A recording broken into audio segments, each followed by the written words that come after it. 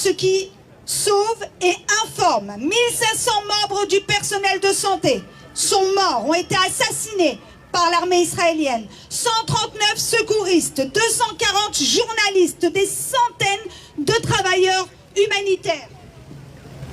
Ces chiffres ne sont pas abstraits. Ce sont des vies précieuses, disparues à jamais. Et ça, on ne doit jamais l'oublier.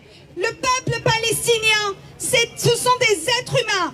On arrête à chaque fois de les essentialiser, de les déshumaniser. Chaque vie compte, chaque vie est importante. C'est ça la réalité. Et c'est pour ça qu'on est là aujourd'hui. Il n'est pas question de classifier aujourd'hui dans le monde, de hiérarchiser les individus selon leur nationalité ou quoi que ce soit. Jamais de la vie. Les Palestiniens, ils tiennent bon. Ils tiennent bon, mais nous, on doit encore continuer.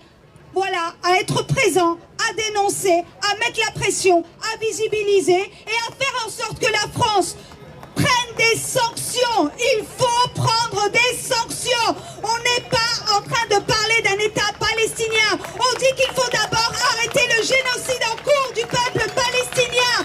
Stoppez ce massacre. Stoppez ce massacre. Justice pour le peuple palestinien. Voilà ce qu'on demande. Voilà où est l'urgence. Faites entrer l'aide humanitaire. Il y a des gens qui sont affamés à Gaza.